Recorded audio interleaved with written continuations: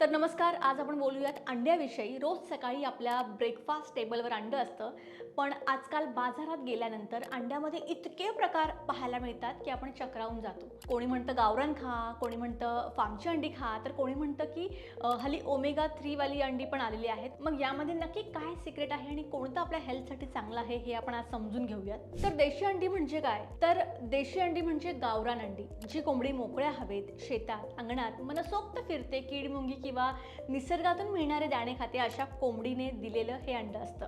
ही अंडी ओळखायची कशी? तर याचा रंग हलका तपकिरी किंवा विटकरी असतो आणि आकाराने ही फार्मच्या अंड्यापेक्षा थोडी लहान असतात।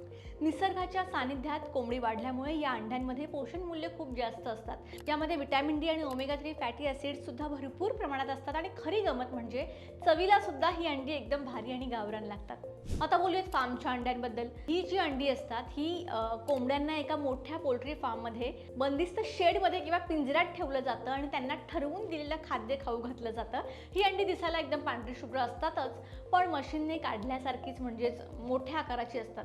ही अंडी बाजारात अगदी स्वस्त मिळतात आणि कुठेही सहज उपलब्ध होतात। प्रोटीनच्या बाबतीत ही अंडी नक्कीच चांगली आहेत, पण कोंबड्या बंदिस्त जागेत असल्यामुळे आणि काही ठिकाणी जास्त अंड्यासाठी जी औषधं दिली जातात त्यामुळे गावरांच्या तुलनेत याचं पोषण थोडं कमी असू शकतं। आता हे झालं देशी आणि फार्मचे। आता अंड्याचे इतर सुद्धा काही प्रकार आहेत। यामध्ये हे दोन प्रकार जर सोडले तर बाकीचे आहेत ओमेगा 3 अंडी।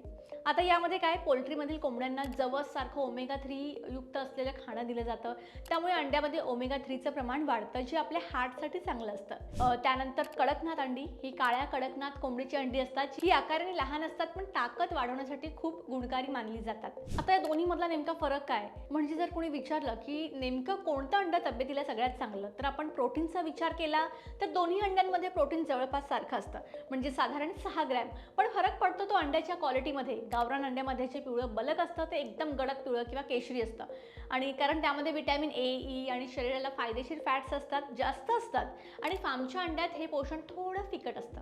थोडक्यात काय, तर जर तुम्हाला केमिकलयुक्त आणि उच्च दर्जाचं पोषण पाहिजे असेल तर देशी अंडी सर्वोत्तम, पण बजेट कमी असेल आणि रोजचं प्रोटीन हवं असेल तर फार्मची अंडी हा सुद्धा एक चांगला पर्याय आहे।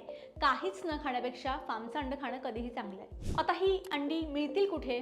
तर आता तुम्ही म्हणाल की गावरान अंडी घ्यायची ठरवली, पण ती मिळणार कुठे?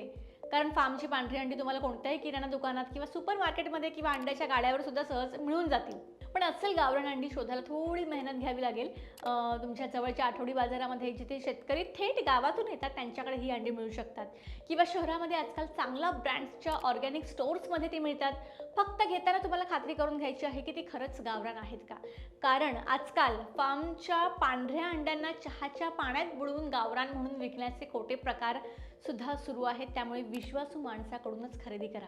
तर नेमकं या सगळ्या अंड्यांपैकी तुमच्या शरीरासाठी आणि खिशासाठी कोणतं अंड परफेक्ट आहे हे तुम्हाला आता समजलं असेलच, आणि हेल्थच्या दृष्टीने आपल्यासाठी कोणतं अंड चांगलं आहे हे सुद्धा तुम्हाला कळालं असेल। तर तुम्ही नेमकी कोणती अंडी खाता हे मला कमेंट करून सांगा, आणि व्हिडिओ आवडला असेल तर लाईक करा, शेअर करा आणि चॅनलला सबस्क्राईब करायला विसरू नका।